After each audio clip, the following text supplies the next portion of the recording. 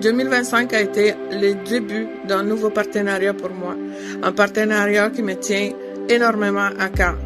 Un partenariat qui est né dans l'expérience troublante et douloureuse d'une famille qui a décidé de venir en aide aux enfants malades et aux familles des enfants. Alors, je vous encourage à écouter cette entrevue qu'elle a donnée en octobre 2025, avant le lancement de la Fondation. Je vous encourage à aller faire un don si vous le pouvez. Moi, de mon côté, chaque vente, c'est un don pour la Fondation Liora.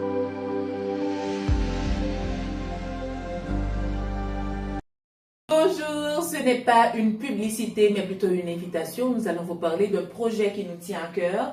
C'est le projet du lancement de la Fondation Liora qui aura lieu ce dimanche 19 octobre. Mais pourquoi est-ce que nous sommes là? Pourquoi est-ce que nous devons en parler? C'est parce que toi qui nous regardes actuellement, tu comptes pour nous. Et nous voulons à ce que tu sois vraiment impliqué dans tout ce qui va être dit. Et c'est le moment pour nous de pouvoir en parler. Donc, je suis avec Darlene Forville. C'est bien la fondatrice de la Fondation Liora. Elle aura à nous dire pourquoi est-ce que cette fondation aura à être lancée ce dimanche. Quelle est l'histoire qui se cache derrière tout ça?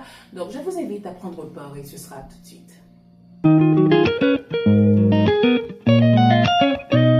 Bonjour Darlene, c'est un plaisir pour moi d'être avec toi en ce moment. Bonjour Claire, c'est un plaisir pour moi aussi. Comment ça va? Ça va très bien, je sais que c'est pas facile, je sais que la situation ne permet pas à ce que l'on soit joyeux, mais par contre, dis-moi, pourquoi est-ce que tu veux lancer la Fondation Liora? Quelle est l'histoire qui se cache? Pourquoi est-ce que tu veux que cette idée devienne une réalité? Alors, tout d'abord, je vais, comme ta question le stipule bien, je vais expliquer en gros c'est quoi l'histoire qui est derrière cette fondation.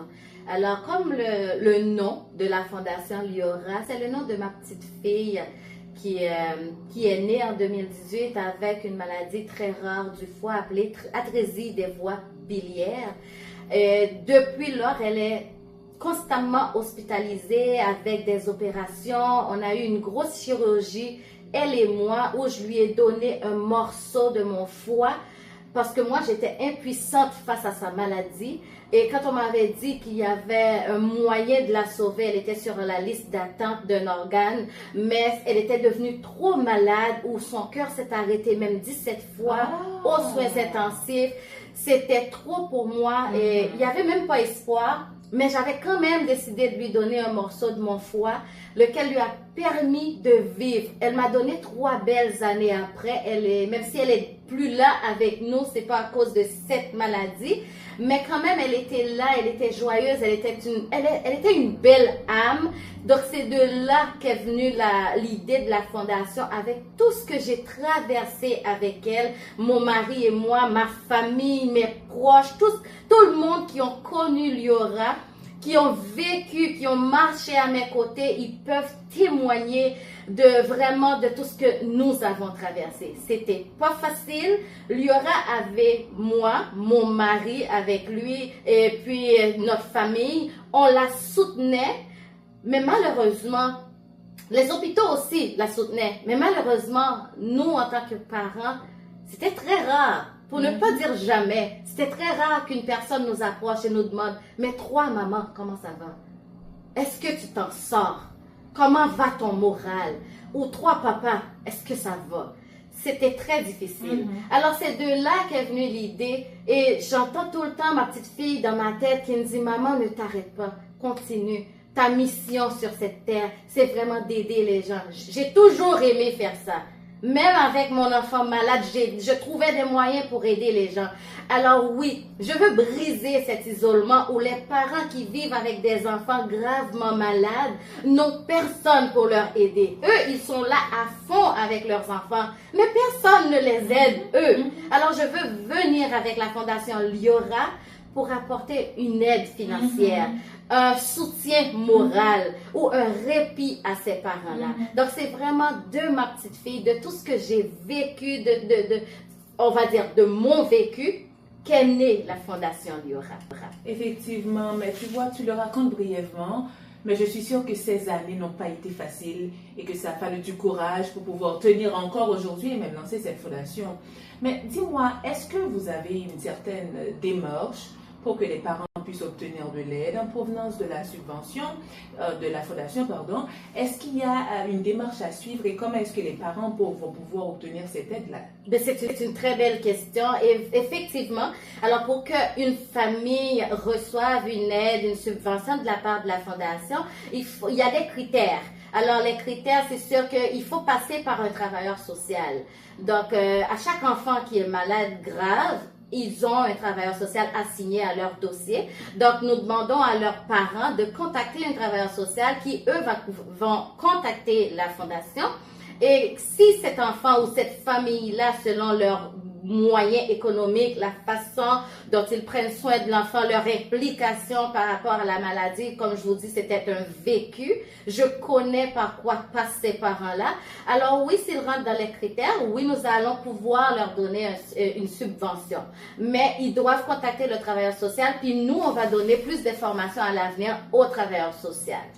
Soit en mesure d'occuper l'enfant à la maison et puis l'autre conjoint va au travail. Exact. Est-ce que le parent qui va recevoir cette aide, ce sera un parent qui ne travaille pas ou bien un parent qui arrive quand même à faire une certaine activité pouvant apporter du financement à la maison?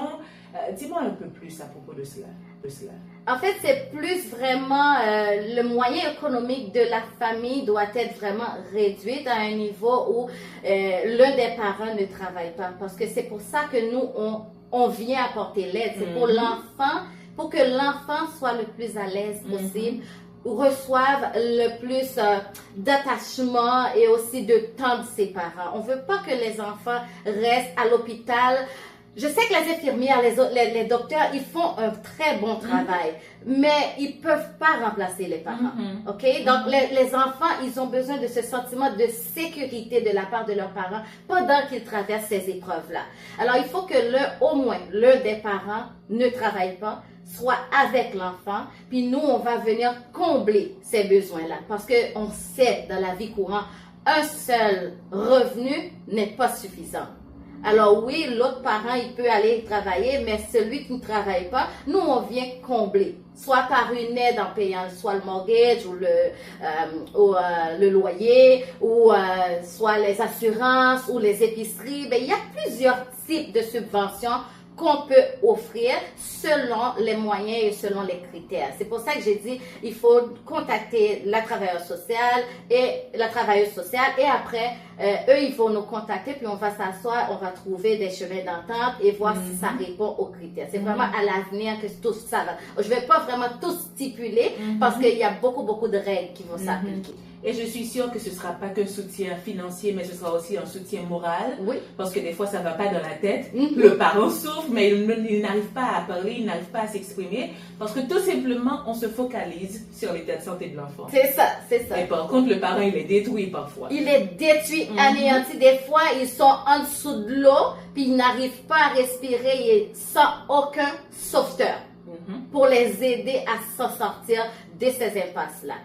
C'est pour ça, nous, la Fondation Liora, on va chercher des subventions, on va chercher des aides en faisant tout ce qui est dans notre pouvoir pour les aider moralement, soit par un répit. Des fois, le parent a juste besoin du temps, un peu de temps pour passer avec lui-même. Donc, nous, on va envoyer quelqu'un pour rester avec cet enfant, afin que cet parent puisse dire, moi, je vais passer un peu de temps avec moi-même. Mais tu sais que c'est pas un projet qui va arriver à se financer seul. Non. Parce que tout simplement aider un parent dans une situation spécifique, aider d'autres parents à la fois, à chaque parent un cas, il se peut aussi que ça demande des interventions chirurgicales. Effectivement. Donc cela veut dire que c'est pas une mince affaire, ça va coûter de l'argent. Mais oui. Donc est-ce que tu as déjà des financements? Est-ce qu'il y a des partenaires qui ont déjà répondu? Comment ça marche de ce côté-là? J'ai aucune idée comment toi tu trouves tes questions. C'est toutes de belles questions et très importantes aussi. Effectivement, la fondation est un petit bébé. On vient de naître. Puis, ça s'apprend à marcher un bébé, hein, ça grandit. Alors, dès la première journée qu'on a fait le lancement, qu'on a donné l'annonce comme quoi que nous sommes une fondation, alors il y a notre partenaire de cœur, elle s'appelle Lara Stilo. C'est une courtière immobilière. Elle nous a envoyé la journée même une lettre qui nous demande d'être partenaire parce qu'elle dit, Écoute, Darlene, c'est une très belle mission et j'aurais jamais pensé vraiment à une aussi grande mission que celle-là. Moi, je veux m'investir dans cette mission-là. Et elle nous apporte un soutien à chaque vente d'une maison ou d'un condo. Donc, elle nous apporte son soutien. Et aussi, on a le soutien du député Nathilien Joseph qui lui aussi nous a donné un don pour le lancement qui va se faire bientôt dimanche.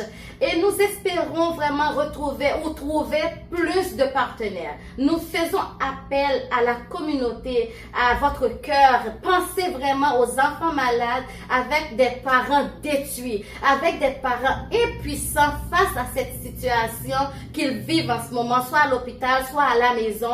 C'est pas facile. Alors nous faisons appel à votre cœur, puis que vous puissiez penser que, écoutez, c'est une belle mission.